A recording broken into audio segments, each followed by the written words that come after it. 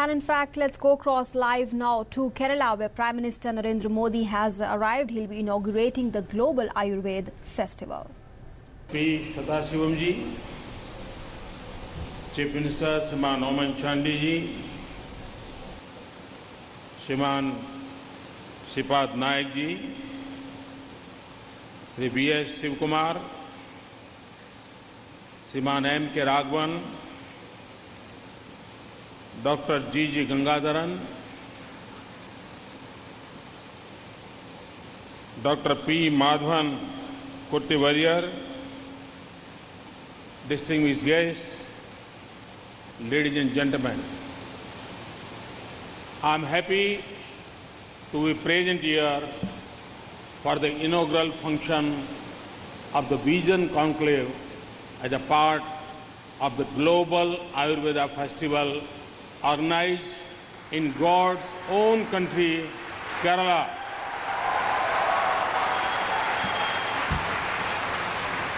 Kerala is the hub of traditional Ayurveda. This is not only due to the long, uninterrupted practice of Ayurveda in this state, but also due to the global popularity of its authentic medicines and therapies, and now the vast, fast-growing network of health resorts and hospitals of Ayurveda. I have been informed that the 5-day Global Ayurveda Festival has turned out to be excellent in terms of participation and projection of the various facets of Ayurveda. It is a heartening note that foreign dignitaries in large numbers have come from various countries to participate in the Ayurveda Festival. I am sure that participation in this festival will provide a lot of impetus to the spread of Ayurveda. In India, we have had a long, great tradition of saints and hermits who evolved our own indigenous system of healthcare like Ayurveda, Yoga, and Siddha. Over time, we also interacted with different civilizations and assimilated other systems of medicine as well. All these systems were based on the philosophy of Sarve Bhavantu Sukhinah, Sarve Santu Niramaya. That is, all should remain happy, all should remain healthy. Ayurveda is generally defined as a science of life by translating Ayur as life and Veda as science. Sushrut defines health as Samadosha, Samagni, Samadhatu, Malakriyaha, Prasanna Atma Indriya Manaha Swasto, Iti Midhiyate.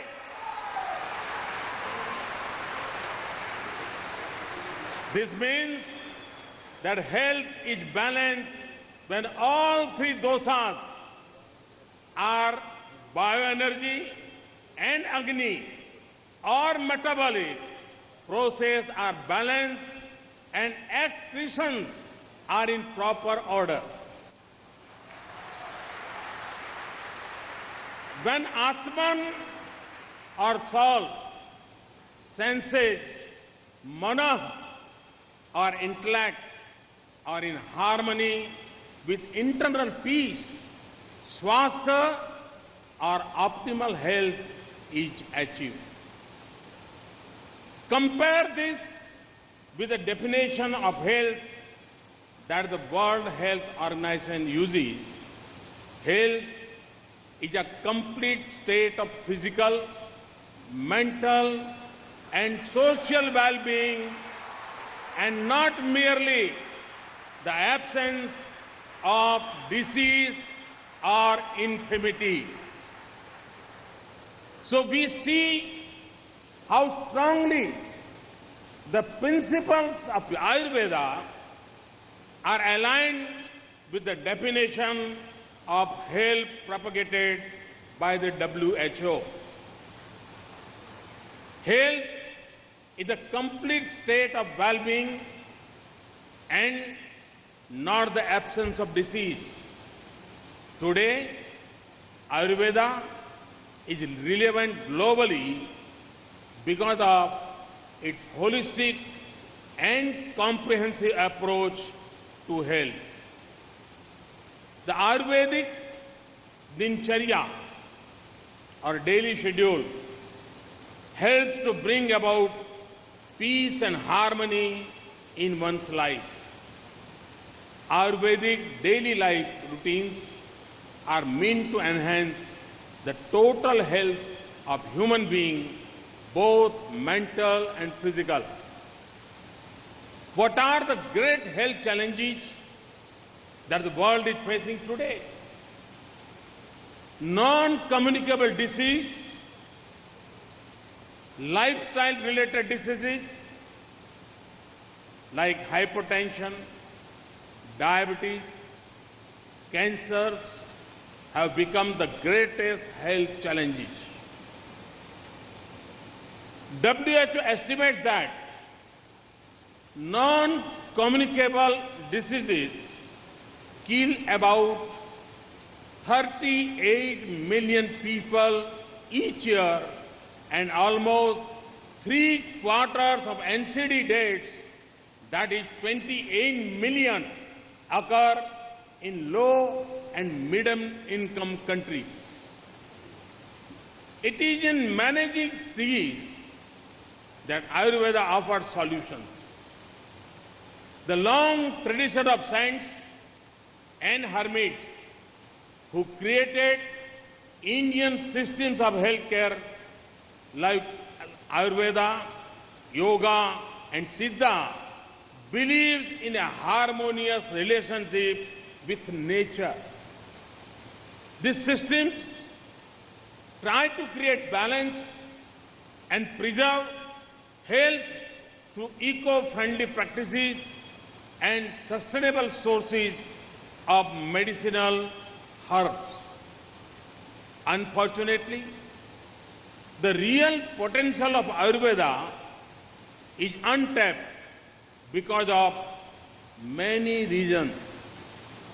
Most importantly, because of inadequate scientific scrutiny and concerns regarding standards and quality.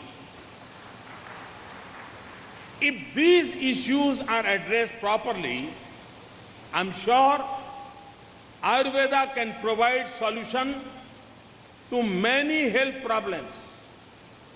India can be a leader in making affordable, holistic health care available to the world. What can we do and what are we doing to address these issues? Our government is fully committed to promotion of Ayurveda and traditional systems of medicine. As soon as this government was formed, the Department of Ayush was upgraded to the status of a full ministry in the Government of India. The National Ayush Mission has been started to promote Ayush medical system through cost-effective Ayush services, strengthening of educational system, facilitating the enforcement of quality control of Ayurveda, Siddha, and Unani and homeopathy drugs, and sustainable availability raw materials. For quality control of Ayush drugs, steps are being taken to bring regulatory amendments for effective enforcement and strengthening the regulatory framework at the central and state levels. Creating a vertical structure for Ayush drugs and Central Drug Standard Control Organization, control over misleading advertisements, and extension of financial support to the states under National Ayush Mission for quality control activities are important initiatives that are underway. To ensure credibility of knowledge and skills of yoga experts, a scheme of voluntary certification of yoga professionals has been launched on 22nd June last year during the International Conference on Yoga for Holistic Health. Our policy regarding Ayurveda and other Indian systems of medicine is already aligned with the traditional medicine strategy 2014 to 2023 of WHO, which has been adopted in the World Health Assembly for implementation by 192 member countries of WHO.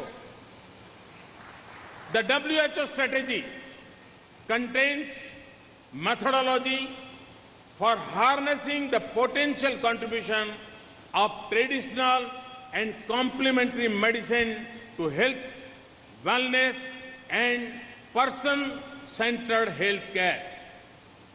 In the words of Swami Vivekananda, therefore we shall combine the best of each with that of the best. Modern systems of medicine have strong and effective diagnostic tools that allow us to screen and detect diseases early. The use of technology in healthcare has the potential to reduce barriers to accessing care and improve your understanding of disease patterns. However, we do need to look beyond. We need to look beyond providing health care and engage in the pursuit of good health, a combination of physical and mental well-being.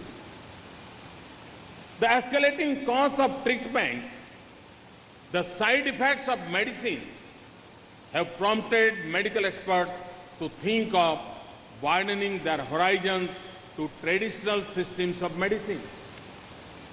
We are committed to promote the use of traditional medicines in our public health system through regulation of research and appropriate integration of quality products, practices, and practitioners into the health system. Our efforts are to tap the real potential of Ayurveda and other Ayush systems in imparting preventive, promotive, and holistic health care to the people. We will maximize the utilization of Ayurveda and yoga and other traditions of healing in accordance with their genius and acumen and health promotion of the integrative medical facilities. Young entrepreneurs who are planning startups could find a lot of opportunities in holistic healthcare.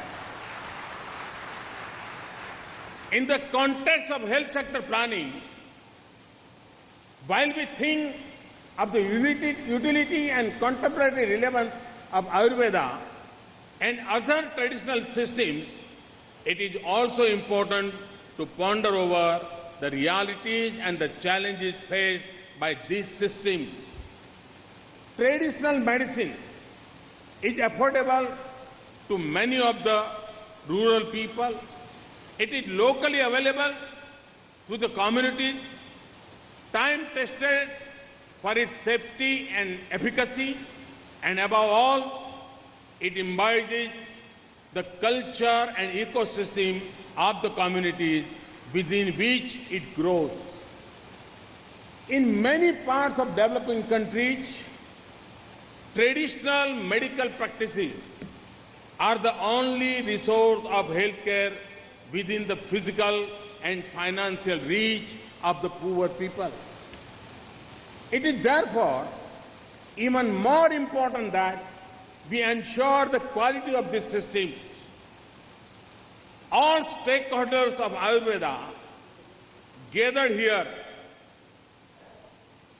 must agree that it is important for us to address the issues by safety, efficacy, quality, access and rational use of our traditional medicinal knowledge of Ayurveda. We should also move closely with the emerging trends in the areas of biomedicine, health, technology and information technology. I know that there have been great efforts in China to develop and establish policies and regulations for promoting the safe use of traditional Chinese medicine, which comprise a large chunk of the international trade of complementary and alternative medicine. We will learn from the experience of other countries and ensure that Ayurveda and other Indian systems are propagated and popularized. I am also told that the Delhi Declaration on Traditional Medicine, adopted by the Southeast Asian countries in February 2013 and later resolved by the WHO Regional Committee, 6 member countries to follow harmonized approaches for developmental activities of traditional medicine. I hope proper implementation of article of the Delhi Declaration will help to achieve systematic development of traditional medicine, including Ayurveda, as well at national, regional and global level. We would like to offer our institutions as a referral center for training, capacity building and information and technology exchange programs in Ayurveda and other Ayush systems. Our leadership on these fronts can be sustained only with connected efforts for rendering quality healthcare and education and by producing competent professionals. Ladies and gentlemen, as you are well aware, India has a long history and rich heritage of Ayurveda and Yoga. The multicultural origins of Ayurvedic knowledge are revealed in the classical texts themselves. Both Charak Samhita and Sushrut Samhita urge physicians to seek the help of cowherds, hunters and forest dwellers for procuring medicinal plants. In the Charak Samhita, we notice the participation and contribution of a Central Asian physician in one of the assemblies of scholars gathered to formulate the principles of Ayurveda. The 3 major classic texts give importance to Buddhist moral values. Bhagavad, who is said to be the author of one of the classical texts, Ashtanga Hridayam, was a Buddhist. It is evident, therefore, that these traditions grew by sharing knowledge both locally as well as across cultures. They learned from the most humble as well as those with arcane knowledge. We will continue this effort. We will share the knowledge of our systems with the world and continue to enrich our traditions by learning from other systems. The Global Ayurveda Festival takes this vision forward. I wish the Vision Conclave as well as Global Ayurveda Festival a grand success. Trust that the deliberations will focus on the crucial issues important for the global positioning of Ayurveda. I will end with a verse from Ashtanga Hridayam, one of the most famous texts of Ayurveda. The poor, those suffering from disease, and those afflicted by sorrow should be helped. Even insects and ants should be treated with compassion, just as one's own self. This is the guiding spirit of Ayurveda. Let this be the guiding spirit for all of us. Thank you very much. Thanks a lot.